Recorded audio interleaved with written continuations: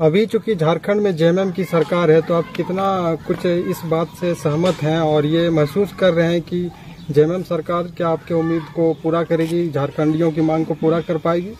देखिए, जेएमएम सरकार जब स्टार्टिंग था तो लोगों की उम्मीद थी कि चूंकि बीजेपी जो है भारतीय जनता पार्टी जिसका केंद्र में सरकार है और अन्य राज्यों में भी सरकार है, एक बड़ी पार्टी है। बड़ी पार्टी कभी छोटे राज्य का विकास के नहीं सोचती है, वो छोटे छोटे मामलों पे ध्यान नहीं देती। और झारखंड का मामला उनके लिए छोटा ही, अगर नहीं होता तो सबसे ज्यादा सरकार बीजेपी की रही है। वो 32 को या तो खतियान आधारित नीति को परिभाषित कर चुकी होती, लेकिन उम्मीद थी कि झारखंड मुक्ति मोर्चा की सरकार, जल जमीन जंगल की सरकार, ये हमारी सुनेगी। लेकिन नतीजा कुछ और हुआ।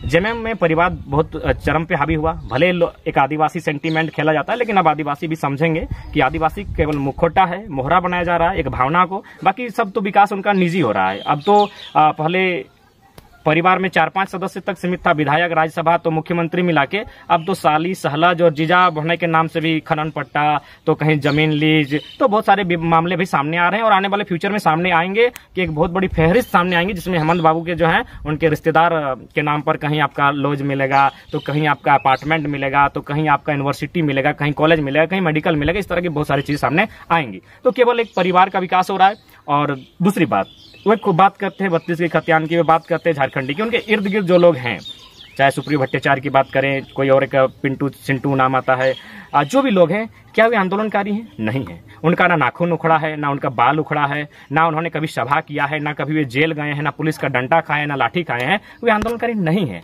तो इसलिए स्वीकार करना होगा सरकार को कि उन्होंने केवल वादे करती है, लेकिन वादों को धरातल पर नहीं लेके आती है, क्योंकि सबसे बड़ी गलती तो उनकी खुद है। आज सबसे ज्यादा अगर लूट खसोट है तो झारखंड में जेएमएम की सरकार में बनी हुई है। धनबाद का ही कुछ दिन पहले का रिपोर्ट है, 600 करोड़ था, शायद अखबार में पढ़े कि 600 करोड़ प्रति महीना कोयले की लूट हो रही है।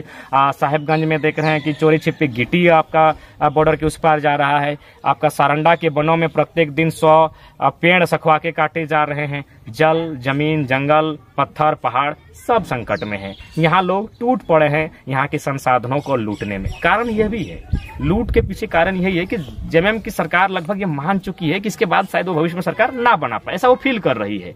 दूसरी बात, उसका और कहीं सरकार नहीं है, ना केंद्र में है ना किसी अन्य राज्य में है। यानी उसको जो रिसोर्स आएगा, जो आमदनी होगी, क्योंकि ये तो आपको स्पष्ट जानना होगा, आज अगर सत्ता सरकार का मतलब ये पैसे कमाना और अपने जीवन को आलीशान बनाना, तो उनके लिए और कहीं स्रोत नहीं है। तो इसलिए वो चाहेगी इन 5 सालों में जितना अकुत धन जमा कर सके करने की पूरी चेष्टा करेगी और उसी नीति के तहत जो काम कर ही रही है। अगर होता कभी पहले, चलिए एक बार कोई BMW कार लेके आई, चलिए वहां तक ठीक था, लोग भी मानेंगे भाई वे मंत्री लोग हैं, BMW कोई बुरी बात नहीं है।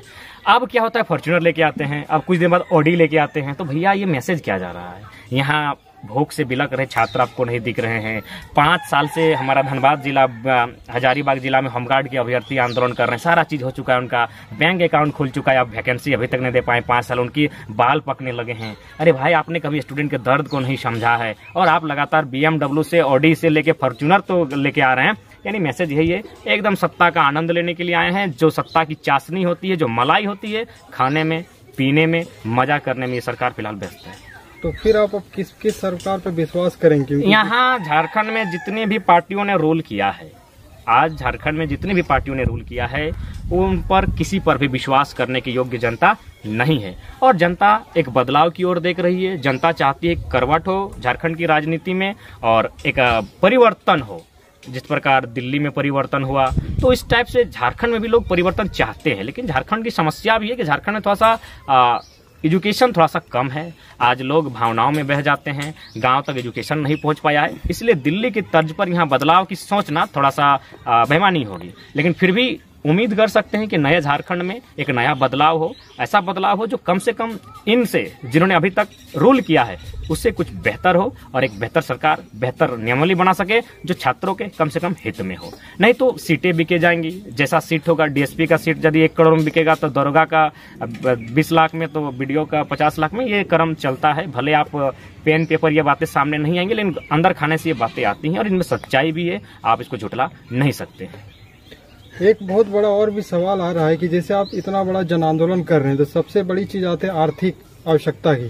तो कई लोग गलत आरोप भी लगा रहे हैं कि इन्हें कोई ना कोई फाइनेंस कर रहा है, किसी का सपोर्ट है। तो आप कैसे ये सब कर रहे हैं? देखिए, पहला बात, हमको आज तक समझ में नहीं आया कि इसमें फाइनेंस कहाँ आया। मानव श्रृंखला की बात करते हैं, सब लोग अपने घर से गए थे। आप मानव श्रृंखला जो 50 किलोमीटर का रेंज था, आप वहां एक बार वापस जाएं, आप ही नहीं झारखंड के तमाम चैनल वापस जाएं उस रेंज में जहां मानव श्रृंखला आयोजित की गई थी, यानी आपका महुदा मोड़ से नगेन मोड़ तक, और उसके बिल्कुल 1 किलोमीटर में जितने गांव हैं, प्रत्येक छोटा बच्चा हो, महिला हो, पुरुष हो, उसके सामने माइक खड़ा कीजिए और उससे पूछिए कि आप कैसे गए थे। सब यही कहेंगे कि हम लोग अपना दम पे गए थे, कोई पैदल गया था, कोई अगर टेम्पू भी गया था, तो गांव वाले जिस तरह मेला देखने के लिए चंदा उठा के जाते थे, उसी तर्ज पे मानव श्रृंखला में लोग अपने चंदे से आए हैं। कोई पॉलिटिकल फंडिंग नहीं हुआ है। और ये हम नहीं, आप खुद एकदम पूरे झारखंड राज्य के जितने चैनल्स हैं वो जाएं उस क्षेत्र में जहां मानव श्रृंखला आयोजित की गई थी, जहां 4 लाख की भीड़ जमा हुई थी। सब लोग, चूंकि सबके हक अधिकार की बात है, सभी लोगों ने देखा कि झारखंड में केवल और केवल लूटा जा रहा है, तो वे मुद्दों के साथ आए थे,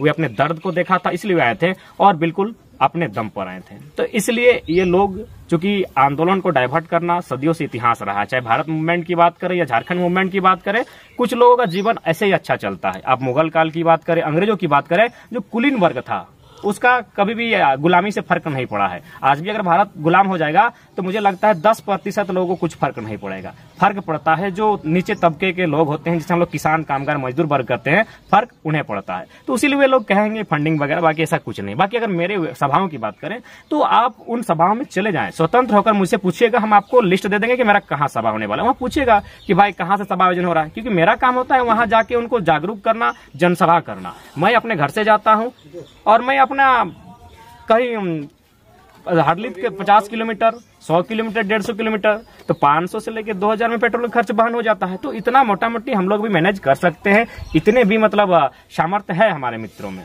बाकी ऐसा फंडिंग से कोई प्रश्न नहीं है। आए तो आप जांच कर सकते हैं, ऐसे भी ईडी जांच कर रही है। आइए, मेरा सारा अकाउंट, मेरा सारा घर आके जांच कर